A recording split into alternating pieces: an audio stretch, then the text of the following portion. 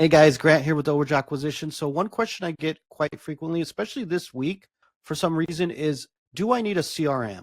And that's a good question because a CRM, which is a customer relationship management software, it is a useful tool when you have clients and when you're marketing at scale. But here's the thing, a CRM is not going to make you successful. A CRM will help you be more efficient and more productive, right? Which could lead to more success. But at the core, a CRM is just a tool. It is not going to make you become successful. And in this world, I've seen this, especially in modern times, we have become over reliant on the tools and not reliant upon our own efforts, right? Getting good at what we do, speaking to clients. Everybody wants that business, including myself. It would be great if we could hit a button and everybody did all the work for us, spoke to the clients, explained everything to them, had empathy for the clients, built rapport with them, and signed them up. That would all be great. And maybe with AI, we'll be able to do some of those administrative tasks. But especially in the beginning, a CRM isn't really going to make much of a difference unless you are starting to grow and you have money coming into your business, right? Because then you need to manage your customer base and manage your lead flow. So think of a CRM as a tool in your tool belt, which is useful and helpful, but it isn't going to make you successful. So you need to understand that your success, especially in this business, this is not a transactional business. This is a relationship business, and it's a personal relationship uh, business connection that you're making with these people, right? You're focusing on building a relationship with them because you need them to do something. You need them to take action. You need them to, sign your fee agreement. You need them to sign the assignment or limited power of attorney. You need these people to put in an effort to work with you to get that done. And a CRM, it may help you bring them together with you, but ultimately it isn't going to save you. You need to be the one to close the deal. Now, I'm not dismissing a CRM or a system that gathers leads and vets them. That's great. It saves you a lot of time. But another issue too with that, number two, is the data and the quality of that data and the distribution of that data. Me, personally, I like to be in control of the lead flow, and I like to vet and look at the leads I'm getting and own my data, right? Own the contact information, own the property information. So I know that this was sourced from me and not a third party. And I know that, hopefully not, it could be the case that thousands of other people are not working as leads, but they probably are. But it doesn't matter how many people are working the same leads. What matters is, do you stand out? Does your business stand out? Are you credible? And can you be found, right?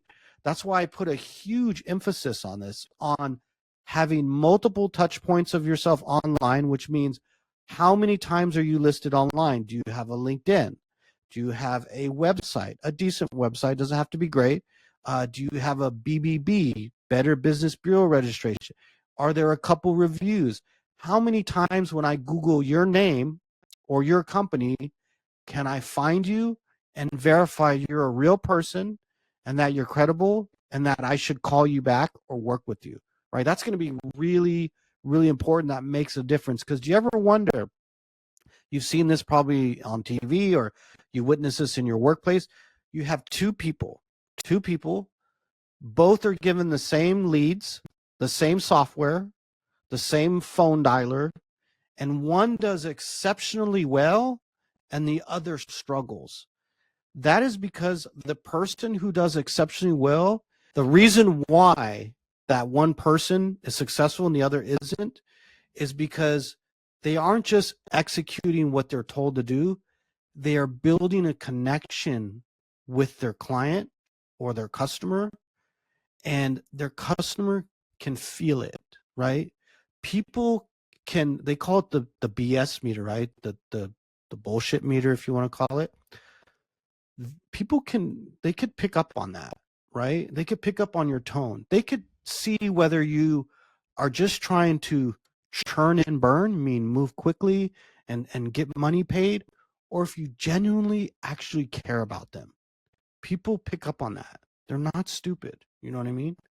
Now you may get lucky once in a while and you could churn and burn and you might get a deal here and there. But remember, you're building a relationship with these people because you're handling something so sensitive, which is their money. You're handling it's a very sensitive situation where these people have lost their home in foreclosure and they're entrusting you to handle a substantial amount of money in some cases, like the customer I just got off the phone with. And that takes trust and it takes a connection with that person and it takes empathy. And so I want to give you an example. I saw a video and it was for one of those, I forget the company, but it was a VA company, I believe, or I forget what it was. And they were demonstrating it and they had a woman call the client, right? And the lady answered, and I believe it was the lady's grandmother or mother who died, and it was her property that went into foreclosure. So you can imagine that the daughter, and it was her mom or grandmother, that's a very sensitive situation where, grandma or mom lost their property in foreclosure. It's a very sensitive situation. The caller, this was a live demonstration. It's kind of hard to believe that it was. When the daughter mentioned that mom or grandma died, the caller just went straight into business, straight into, okay, do you have the other relative's contact information? Oh, do you have any other information on that? So insensitive to the circumstance that it was like almost robotic, right? And that is the approach you do not want to take, right? You don't want to appear insensitive. You want to say, I am so sorry to hear that. I could imagine that's really hard on you right now. So I want to help you make a good decision and explain to you what your options are at this point, right?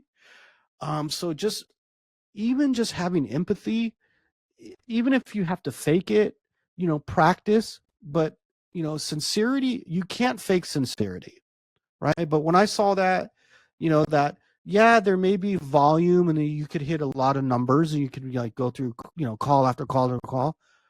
But in order to get somebody to work with you and then ultimately give you a good review that they had a good experience with you, it takes connection, it takes empathy, and it takes rapport. Because this, again, it is not a transactional business. This is a people business and you're building personal relationships. So what do I do? What do you do then? Well, Grant, what do I do if I don't spend $300, $400, $500,000 a month on a CRM and have people call and vet leads, what have you? What you do is you take that money and you build your identity in the marketplace. You get reviews. You can use a dialer. You can still use a CRM, but focus on getting good at what you do. Focus on learning how to talk to people, learning how to rapport with them and connect with them so that they will take action, right? Get good at that. Build your reviews. Get your website up and running. Have a LinkedIn. Be verifiable and be credible, right? Because that is what's going to make all the difference in this business. I promise you. But anyways, I hope that helps with you. And it was good to see you guys again. I hope to see you soon. And sorry I haven't had a live YouTube lately. And talk to you soon. Bye-bye.